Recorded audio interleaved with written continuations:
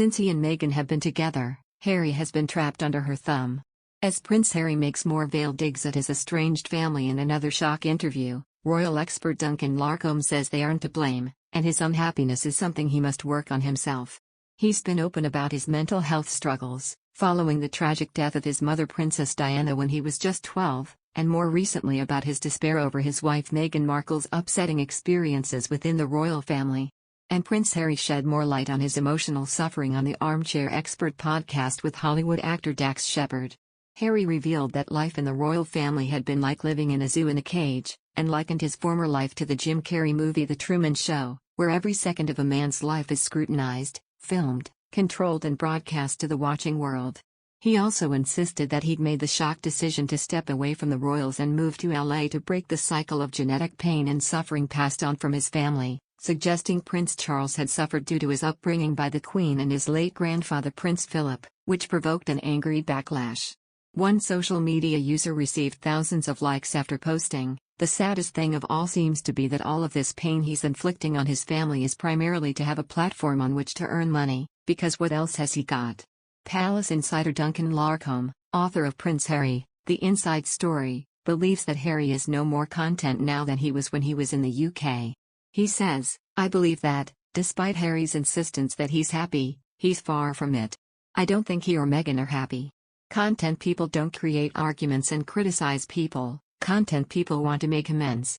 I don't think Harry can preach about how to cope with mental health, when he is clearly in the very midst of his mental health journey and causing pain to his own family.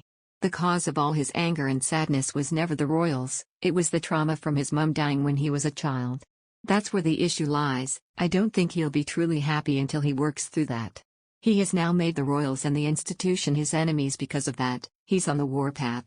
Prince Harry and Meghan Markle's withdrawal from royal duties, and the resulting friction between the media and the Duke and Duchess of Sussex, has been largely blamed on the former Suits actress's failure to understand the rules of royal life.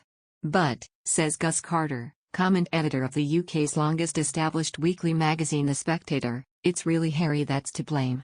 Examining the royal family's furious reaction to Amol Rajan's two-part documentary on the Megxit affair, he says that the firm depends on the media to connect it to royal fans. And while Prince William has always played by the established rules of the media game, Harry refused. This, more than anything, he says, explains the Sussexes' departure from Britain. While Meghan felt had enough media experience to cope with the kind of attention she would receive as Duchess of Sussex, Harry refused. Meghan is a wolf in sheep's clothing. She made Harry believe his family had him trapped and that she saved him. This could not be further from the truth. They'd believe anything that comes out of Markle and Harry's mouths. It's obvious who wears the pants in the marriage. While William and Catherine's marriage is a partnership, Meghan and Harry's is a dictatorship where she is the one who has all the say. If she wants to dress like Diana for an interview with Oprah, then he just has to go along with it. When you look at her confidence during the tell-all, you can see she is enjoying every second of trashing her in-laws.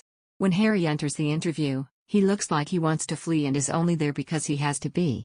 Finally, did anyone notice that the tell-all is called Oprah with Meghan and Harry, not Oprah with Harry and Meghan?